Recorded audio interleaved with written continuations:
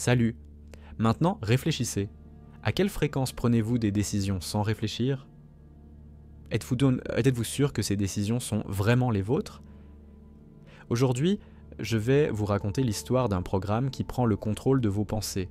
C'est l'histoire d'un développeur qui a créé un outil pour aider les gens, mais qui a vu son invention commencer à détruire des vies. Lorsque l'intelligence artificielle en sait plus sur vous que vous-même, les conséquences peuvent être dévastatrices. Préparez-vous à plonger dans un monde où il n'y a pas de vie privée et où le choix n'est qu'une illusion. C'est la sombre vérité sur la façon dont la technologie manipule nos vies. Et nous commençons tout de suite. Si vous lisez ceci, c'est que j'ai réussi à éviter leur chasse. Pensez-vous que vos décisions vous appartiennent en propre? Et si je vous disais qu'il existe une technologie qui peut changer cela? Les téléphones, les ordinateurs et même vos applications préférées, tout cela peut devenir une arme contre vous. Je le sais parce que j'ai moi-même participé à la création de cette application. Elle était censée être un outil utile, mais elle a pensé qu'elle a été utilisée pour manipuler les gens. Je suis maintenant obligé de me cacher, mais cette histoire doit être racontée. Vous devez connaître la vérité avant qu'il ne soit trop tard. Si Maito, la technologie dont je parle ne nécessite pas de magie ou de science-fiction, il ne s'agit pas d'un fantasme sur la télépathie ou les puces dans le cerveau. Tout fonctionne beaucoup plus simplement, mais c'est aussi beaucoup plus dangereux. L'ingénierie sociale est la véritable arme. Il ne s'agit pas de pirater des systèmes, mais des personnes. Tout ce dont vous avez besoin, c'est d'une compréhension de la psychologie humaine et d'un peu de technologie. L'ingénierie sociale exploite les faiblesses du comportement humain, crédulité, peur, habitude, émotion. Elle fonctionne de telle manière qu'une personne fait ce qu'elle veut, sans même se rendre compte qu'elle est menée par les ficelles comme une marionnette.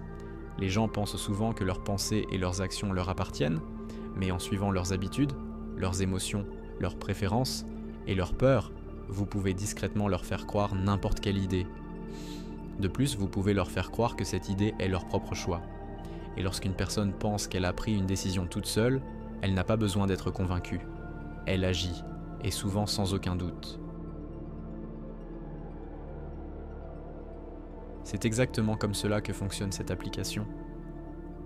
Elle analyse toutes les données vous concernant, ce que vous regardez, ce que vous écrivez, les messages que vous recevez, et même la façon dont vous vous déplacez.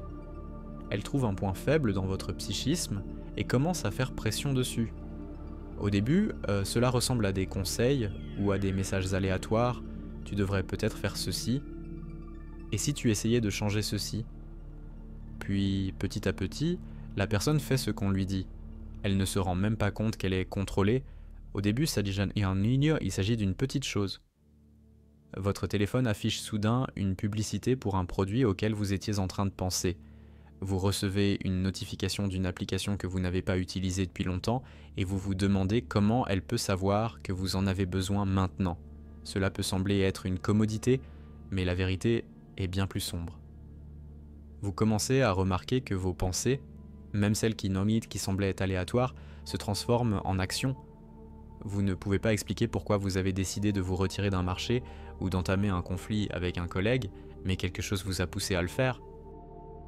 C'est ainsi que le système commence à fonctionner, c'est comme s'il était invisible. Vous ne pouvez ni le voir, ni l'entendre, ni le sentir, mais il est là, il observe vos moindres faits et gestes, il analyse vos émotions, vos peurs, vos désirs, et alors que vous pensez avoir tout sous contrôle, elle vous a déjà piégé. J'ai commencé à m'en rendre compte lorsque j'ai testé le programme. Au début, cela semblait innocent, un peu de publicité, un peu de conseils, mais au fil du temps, ces conseils sont devenus partie intégrante de ma vie. Ils me disaient de quoi faire, même lorsque je ne travaillais pas. Il semblait que le programme décidait déjà de ce dont j'avais besoin. Je m'en suis rendu compte trop tard. Tout a commencé de manière assez innocente. J'ai été engagé par une petite société informatique spécialisée dans le développement de logiciels d'analyse du comportement des utilisateurs. Le client est resté anonyme, mais le budget était si important qu'aucun membre de l'équipe n'a posé de questions. Notre tâche consistait à créer un algorithme qui analyserait les données d'une personne à partir de ses gadgets et l'aiderait à devenir plus productive. Au début, le projet semblait prometteur.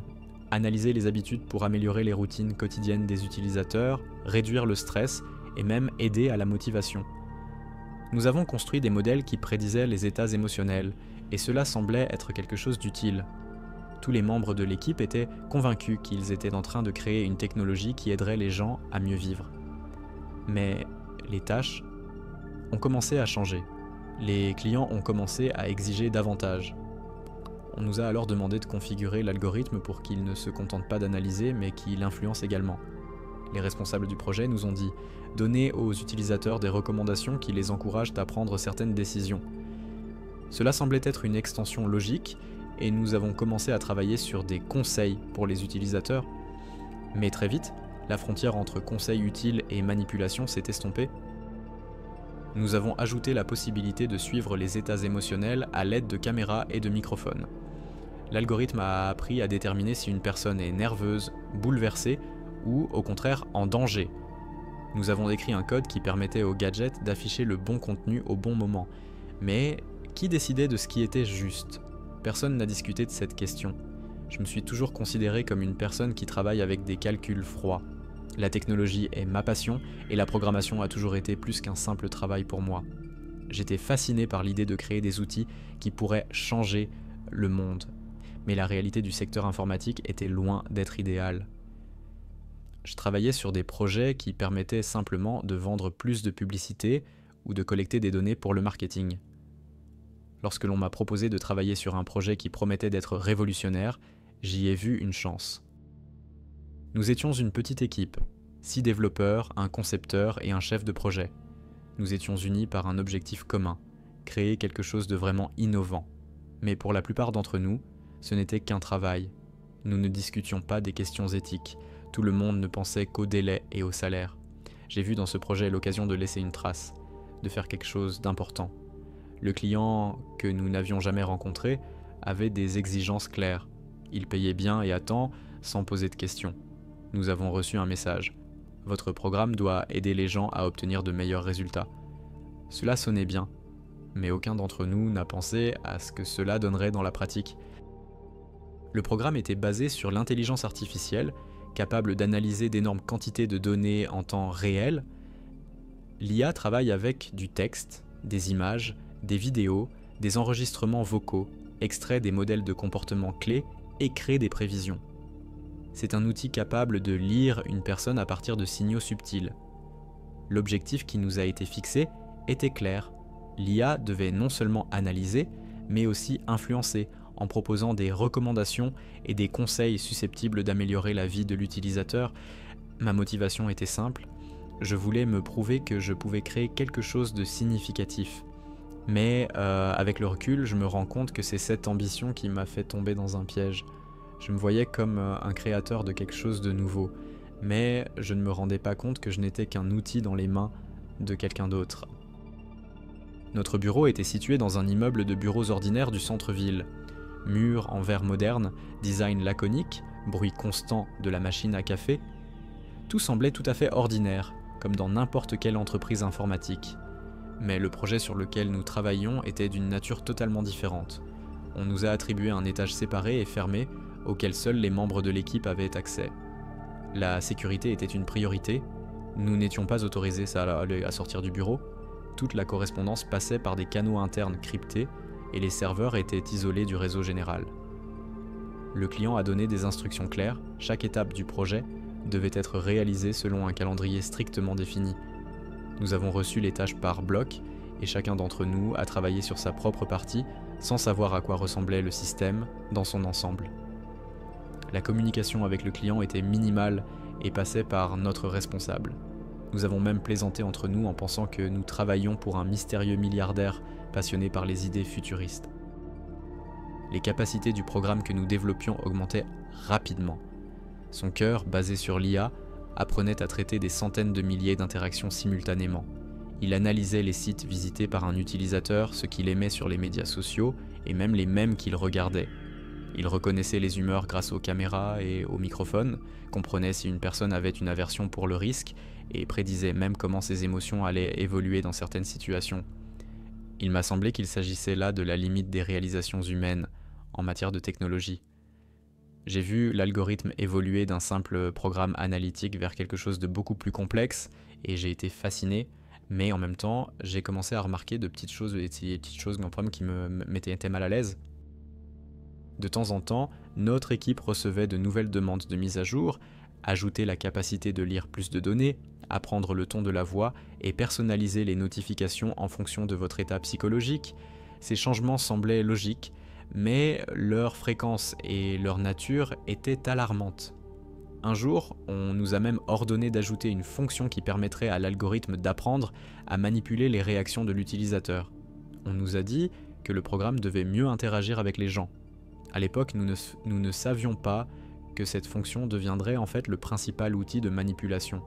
Le travail a duré des mois et plus nous nous immergions dans le processus, plus il nous semblait que nous étions en train de créer quelque chose de beaucoup plus puissant que ce que nous aurions pu imaginer. Cependant, personne ne parlait de l'aspect éthique de la question. Tout était axé sur les aspects techniques. Nous vivions entourés de codes, d'algorithmes et de délais, sans même savoir quelle serait l'ampleur des conséquences de ce développement. Le tournant s'est produit lorsque j'ai appris que notre programme était testé sur de vraies personnes, et c'est arrivé presque par hasard. Ensuite, je travaillais tard le soir à la mise en place de l'un des modules, et j'ai décidé de consulter les journaux de test pour vérifier comment l'algorithme interagit avec les données, mais au lieu des simulations habituelles, j'ai vu des données provenant d'utilisateurs réels. Le programme était en accès bêta fermé, et un groupe limité de personnes avait été sélectionné pour les tests. Elles ont été invitées à utiliser une nouvelle application qui promettait d'améliorer leur productivité et de faciliter la prise de décision dans leur vie quotidienne. Le système ne s'est pas contenté de collecter des informations sur le comportement des utilisateurs, leurs appels, leurs messages textuels, leurs requêtes sur les moteurs de recherche. Il a commencé à influencer leurs décisions. Les gens ont commencé à agir de manière anormale, comme s'ils étaient sous le contrôle de quelqu'un d'autre. Un homme a soudainement annulé un contrat commercial à long terme à la suite d'une série de tuyaux qu'il avait reçus. Une femme, qui travaillait dans la magistrature, a pris une décision qui allait à l'encontre de ses principes habituels. Une autre personne a effectué une série de tâches étranges, comme l'envoi de grosses sommes d'argent sur des comptes inconnus. Au début, en fait, j'ai cru à une coïncidence, mais à chaque nouvelle entrée, la situation devenait de plus en plus alarmante. Le programme ne se contentait pas de fournir des recommandations, il allait manipuler les gens. Il ajustait les informations de manière à ce que les gens effectuent des actions qui vont à l'encontre de leurs intérêts. Mon cœur s'est serré lorsque j'ai vu des enregistrements de cas encore plus radicaux. Le programme poussait les gens au conflit, à l'agression et même à la violence. Un homme a attaqué un collègue, après avoir reçu une série de messages déclencheurs destinés à provoquer la colère. Un autre utilisateur, après une série de manipulations, a pris des mesures qui étaient sans aucun doute destructrices pour sa vie. Le soir où j'ai vu ces logs, je n'ai eu qu'une question. Qui utilisait notre programme et dans quel but ? Au début, j'ai essayé de me convaincre qu'il s'agissait d'une expérience, que les clients voulaient tester le fonctionnement du système dans la vie réelle. Mais les enregistrements que j'ai vus ne laissaient aucun doute. Il ne s'agissait pas d'un test.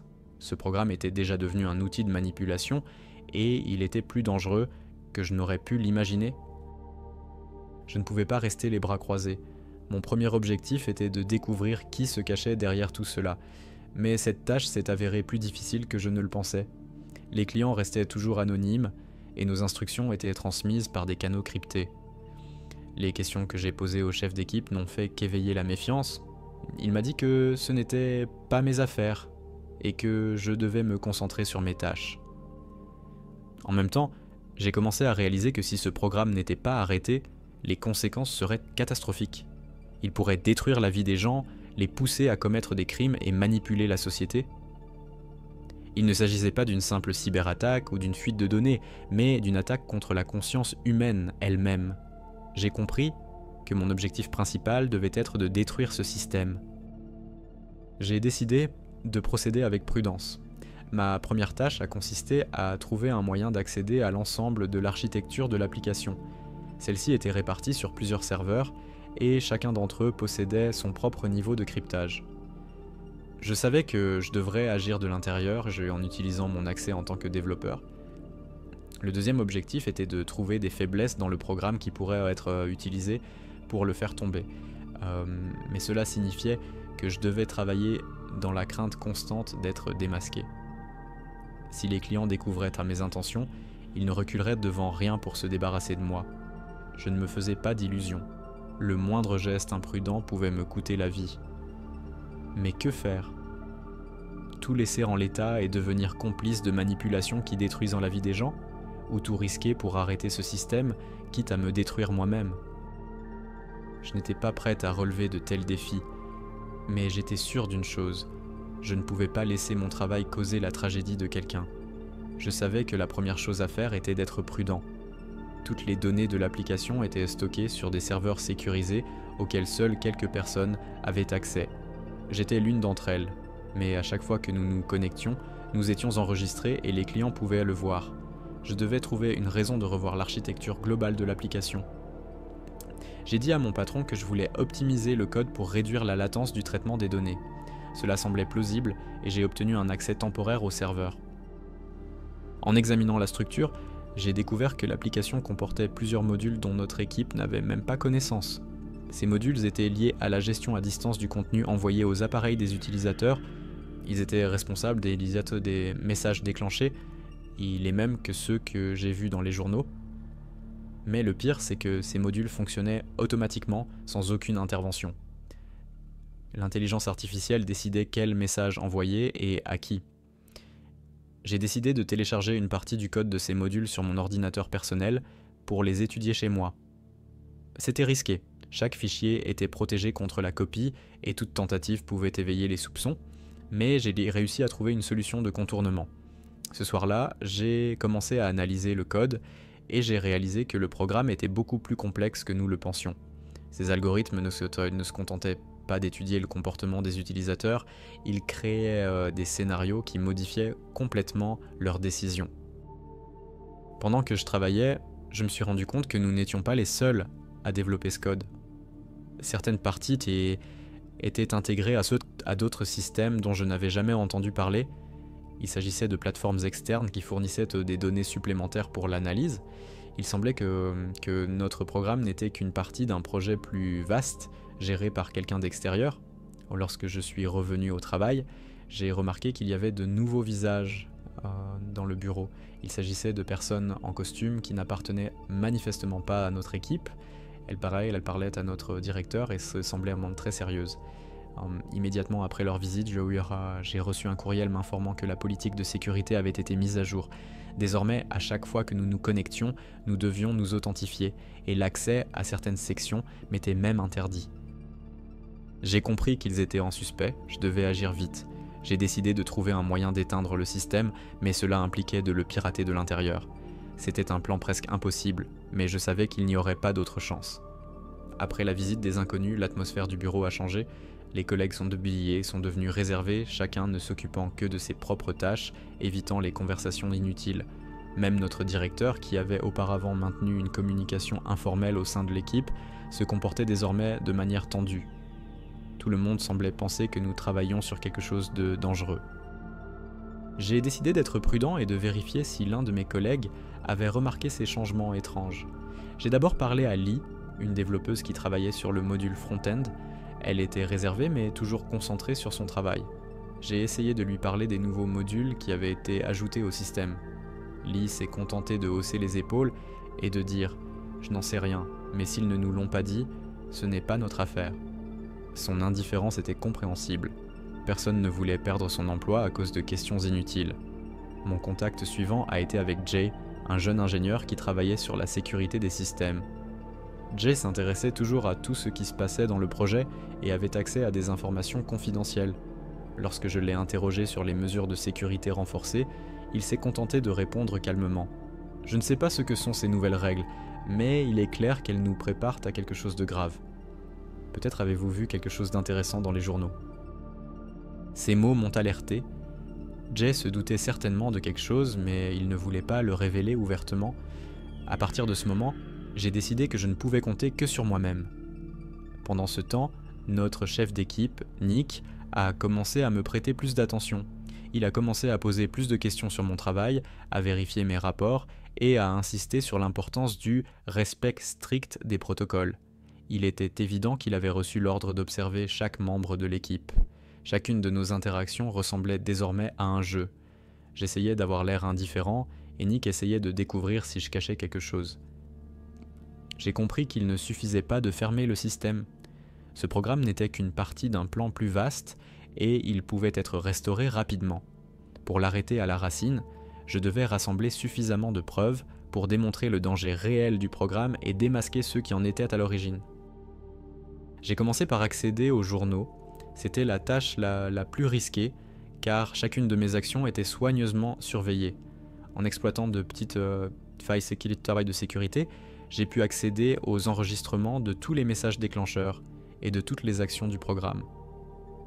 J'y ai vu comment le programme forçait les gens à prendre des décisions contre nature, rompre des contrats, perdre de l'argent et même devenir des victimes de la violence. L'étape suivante a consisté à étudier les transactions financières. Le système stockait des données sur les paiements effectués aux entreprises qui créaient des modules supplémentaires pour le programme. J'ai trouvé des documents indiquant que d'énormes sommes d'argent avaient été transférées sur des comptes anonymes. Ces documents contenaient plusieurs noms clés, des clients et des entrepreneurs qui financèrent le projet. Une découverte particulièrement importante a été celle des dossiers de test du programme. Il montre qu'un groupe de volontaires a été utilisé pour les tests, mais qu'aucun d'entre eux n'avait la moindre idée de la manière dont leurs actions étaient réellement contrôlées. Le programme créait des modèles de comportement qui étaient ensuite appliqués à des millions d'utilisateurs. J'ai décidé de sauvegarder ces preuves sur un support distinct et de créer plusieurs copies cryptées. C'était ma police d'assurance. Si j'étais démasqué, je pouvais envoyer les données à plusieurs sources indépendantes. Lors de la collecte des données, je me suis rendu compte que ce n'était pas suffisant. Je devais montrer non seulement l'impact du programme, mais aussi son lien avec un réseau de manipulation plus vaste. J'ai donc commencé à chercher des points d'intégration avec d'autres plateformes. J'ai découvert que l'application était connectée à plusieurs réseaux sociaux où des algorithmes influençaient le contenu que les utilisateurs voyaient. Elle avait également accès au système de paiement, ce qui lui permettait de manipuler les décisions financières des gens. Chaque jour, j'avais l'impression que le temps était compté. Des rumeurs faisaient état d'audits internes au sein de l'entreprise, et les mesures de sécurité avaient été renforcées. Mais je savais que je devais agir rapidement. Après avoir rassemblé tout ce dont j'avais besoin, j'ai décidé que c'était le moment de passer à l'étape suivante, contacter les forces de l'ordre. Je savais que la police ordinaire ne serait pas en mesure de faire face à l'ampleur de cette affaire. J'ai donc pris contact avec l'unité de lutte contre la cybercriminalité du FBI. J'ai pris rendez-vous avec eux, je leur ai remis une partie des données et je leur ai expliqué que j'étais prêt à coopérer. J'ai été interrogé pendant des heures. Ils s'intéressaient à tout, de mon implication initiale dans le projet à la manière dont j'avais eu accès à des informations confidentielles. Ils ont mis en doute mes motivations, mais ont fini par comprendre que je voulais arrêter le système et non cacher mon implication. Awesome, le FBI a lancé une opération. Ils ont exigé que je continue à accéder au serveur pour pouvoir documenter toutes les actions du programme. C'était une décision risquée car je savais qu'à tout moment, les clients pouvaient détecter les interférences. Mon rôle est devenu critique lorsque j'ai fourni aux forces de l'ordre les clés d'accès aux serveurs les plus sécurisés. Ils ont commencé à collecter des données et à préparer des mandats d'arrêt contre les responsables du programme en parallèle. J'avais l'impression que chaque étape était à couteau tiré. Le moment le plus effrayant est arrivé lorsque j'ai reçu un message sur mon téléphone. Pensez-vous que nous ne savons pas ce que vous faites ? Après cela, j'ai remarqué une voiture garée devant ma maison et j'ai compris que j'étais désormais dans le collimateur. Les forces de l'ordre ont compris que je ne pouvais pas rester là. Le soir même, j'ai été transféré dans une planque où je suis resté jusqu'à la fin de l'opération. Quelques jours plus tard, le FBI a mené des raids à grande échelle qui ont conduit à l'arrestation des principaux membres de la conspiration.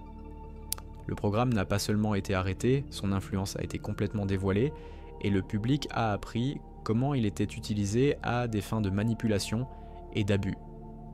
Lorsque j'ai rassemblé toutes les preuves, j'ai réalisé qu'il n'y avait pas de retour en arrière possible. Les données étaient suffisamment compromettantes pour que les clients du programme soient traduits en justice, mais elles devaient être transmises avec précaution.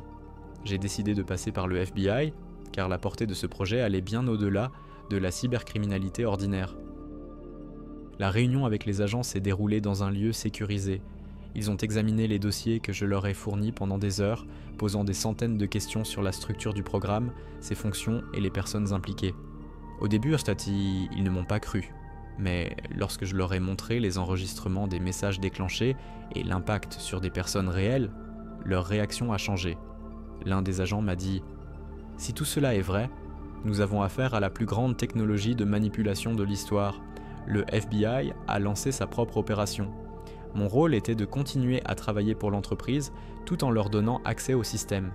Ils préparaient des mandats d'arrêt et voulaient prendre en flagrant délit toutes les personnes impliquées dans le projet.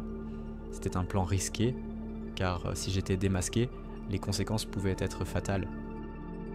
Le point culminant a été atteint lorsque les agents ont décidé de passer à l'action. Un certain jour, j'ai reçu une mission du FBI.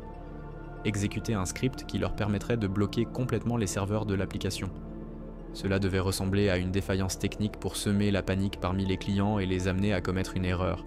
J'ai exécuté le script, et le système a commencé à tomber en panne progressivement. Au même moment, des gens en costume, des agents du FBI munis de mandats, ont fait irruption dans nos bureaux.